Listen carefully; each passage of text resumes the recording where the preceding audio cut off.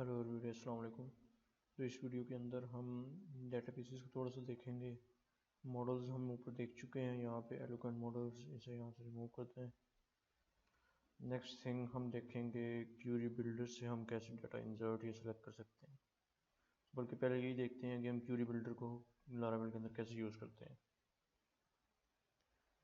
सो database में data save करने का एक तो ये तरीका है, इसे कमेंट कर दें। तो एक और तरीका है, वो है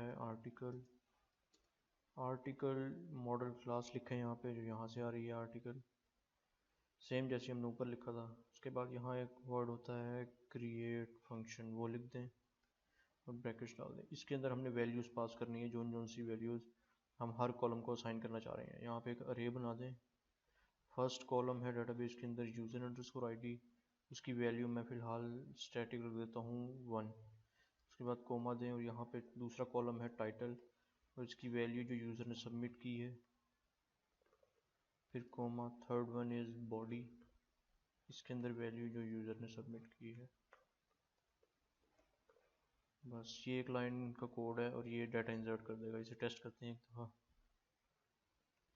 रिफ्रेश करें। टोटल 5 रिकॉर्ड्स हैं।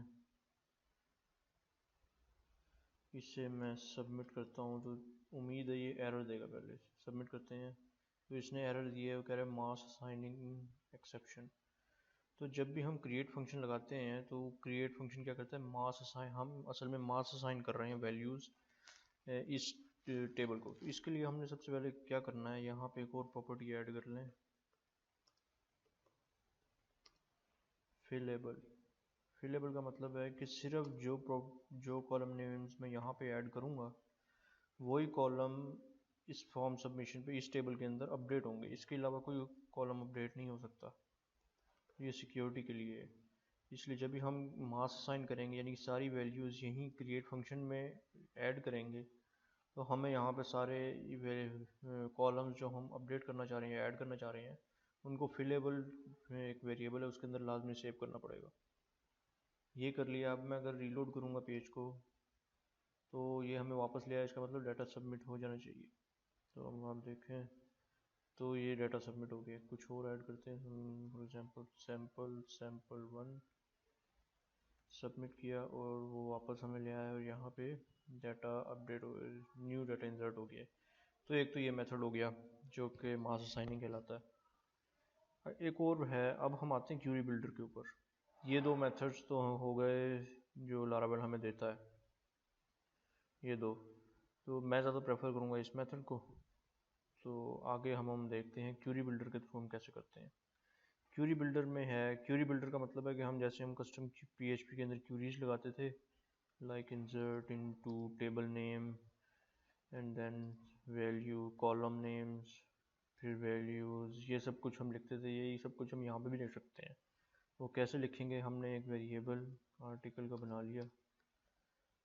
इसके अंदर हमने क्या लिखना है, db double column and then insert. नहीं, पहले हम टेबल फंक्शन लिखेंगे। इसके अंदर हमने टेबल डिफाइन करना है, किस टेबल में हम डाटा इंसर्ट करना चाह रहे हैं, वो है आर्टिकल्स का टेबल। फिर हमने इंसर्ट फंक्शन लगाना है और इसके अंदर हमने यही सब वैल्यूज़ पास कर देनी है। बस अब ये क्या करेगा, डीबी का मतलब है डाटाबेस। उसके बाद हम टेबल डिफाइन कर रहे हैं और एक फंक्शन इंसर्ट का लगा रहे हैं और हम उसे आगे वैल्यूज़ दे रहे हैं। ये हम सारी वैल्यूज़ ऊपर भी कहीं डिफाइन कर सकते हैं। फॉर एग्जांपल ऐसे कहीं डिफाइन कर दी और यहाँ पे डाटा पास कर दें। इन सारों को थोड़ा सा अरेंज कर लें जैसे आपको इजी लगे। तो अब ये क्या करेगा, डीबी डेटाबेस, ये है इस आर्टिकल के टेबल के अंदर ये वाला डाटा जो हमने ऊपर डिफाइन किया सारा इंसर्ट कर देगा। लेकिन फिलहाल ये एरर देगा कि आप ये डीबी क्लास कहाँ से यूज़ कर रहे हैं, ये तो कहीं है ही नहीं इस पेज के अंदर। तो हमें शुरू में ये भी इंक्लूड करानी पड़ेगी। जो भी क्लास हम यूज़ करेंगे शुरू में उसे इंक्लूड कराना पड़ेगा, इंपोर्ट कराना पड़ेगा। अब ये भी वर्क करेगा, इसे टेस्ट कर लेते हैं। सपोज टेस्टिंग 1 और इसे सबमिट करें तो ये वापस हमें इधर ले आया। इसका मतलब सबमिट हो जाना चाहिए। तो ये सबमिट हो गया, देखें। एक तो ये मेथड है। अब हम आते हैं वो वाले method insert into table name और ये वो सब कुछ, वो कैसे करेंगे हम। ये वेरिएबल मैं ऐसे ही बना रहा हूँ, आप चाहे इसे ना बनाएं, मेरी आदत है। db कॉलन इंसर्ट और यहाँ पे पूरी क्यूरी लगा दें, इंसर्ट इनटू टेबल नेम है आर्टिकल्स, आगे कॉलम नेम्स हैं यूज़र आईडी, टाइटल और बॉडी, उसके बाद वैल्यूज़ हैं। अच्छा, वैल्यूज़ आपने यहाँ डायरेक्ट नहीं देनी है, आपने यहाँ पे क्वेश्चन मार्क डाल देने हैं, यानी कि हमें यहाँ पे 3 वैल्यूज़ दे पास करनी है, पहली दूसरी और तीसरी, तो यहाँ 3 क्वेश्चन मार्क डाल दें कोमा सेपरेटेड। और इस इंसर्ट फंक्शन का दूसरे एट्रीब्यूट में हमने वो 3 values as a variable pass कर देनी है। पहले क्वेश्चन मार्क में क्या किस चीज़ की वैल्यू आएगी, जो यहाँ पे फर्स्ट है जो है यूज़र आईडी, तो यहाँ पे अरे के अंदर फर्स्ट वन दे दें यूज़र आईडी, सेकंड वन है टाइटल, तो टाइटल कहाँ से आ रहा है जो यूज़र ने सबमिट किया है वो यहाँ पे पास कर दें, थर्ड वन बॉडी है वो यहाँ पे पास कर दें। तो ये डाटा है, इस तरीके से यहाँ पे डाटाबेस में सबमिट हो जाएगा। ये भी टेस्ट कर लेते हैं। यहाँ पे मैं लिख देता हूँ टेस्टिंग टू सबमिट किया और ये भी डाटाबेस में चला गया। तो ये एक तरीका है, ये कहलाता है क्यूरी बिल्डर के थ्रू हम रॉ क्यूरीज एंटर कर रहे हैं। लेकिन हम यहाँ पे क्वेश्चन मार्क इसलिए डालते हैं क्योंकि लारावेल जो है पीडीओ को यूज़ करता है, पीडीओ में हम कभी भी डायरेक्ट वैल्यूज़ पास नहीं करते क्योंकि ये एसक्यूएल इंजेक्शन का ख़तरा होता है, और अगर हम ऐसे पास करते हैं तो लारावेल खुद ही इसका ध्यान रख लेता है कहीं ये हैकिंग ना हो। लेकिन बेस्ट तरीका मैं सबसे आपको कहूँगा ये है। इसके अलावा एक और तरीका है, वो मैं अभी नहीं बताऊँगा, वो मैं बताऊँगा अगर हमने रिलेशंस पढ़े, मॉडल्स के रिलेशंस आपस में पढ़े, तो उस वो एक और तरीका है, लेकिन वो थोड़ा कॉन्सेप्चुअल है, वही मैं आपको चल के आगे जाके चल के बताऊँगा। उसके बाद डेटाबेसेस के अंदर, डेटाबेसेस में कुछ भी नहीं है, हम ये जो अब तक पढ़ते आ रहे हैं यही ऐसा एक्चुअली डेटाबेस है। हम बस ये है कि डेटाबेस की सेटिंग्स हम सारी कर सकते हैं, वो हम करते हैं।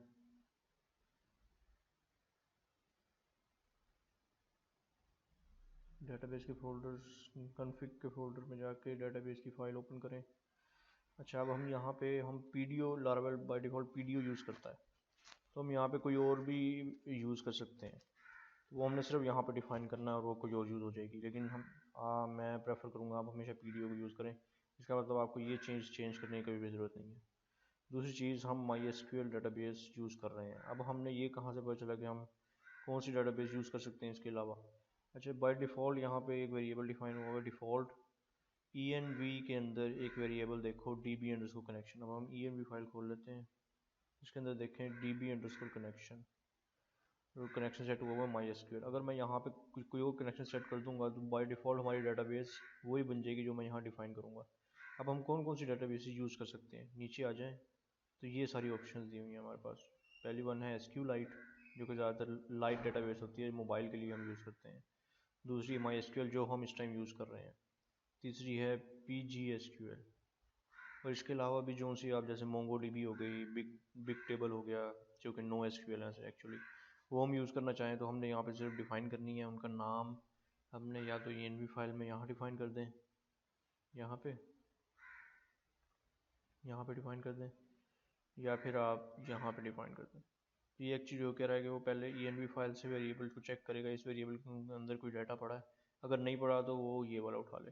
तो एक्चुअली उसके अंदर पड़ा है env फाइल के अंदर, ये यहाँ पे पड़ा है, तो इस वजह से वो बाय डिफ़ॉल्ट MySQL उठा रहा है। तो हम कहने का मकसद ये है कि मुख्तलिफ डेटाबेसेस भी यूज़ कर सकते हैं MySQL के अलावा। तो अब हम अगली वीडियो से जो है हम एक न्यू एप्लीकेशन बनाएंगे, उसके अंदर हम सबसे पहले एक पॉइंट मैं भूल गया था, वो हम ऐड कर लेते हैं, लॉगिन और रजिस्ट्रेशन।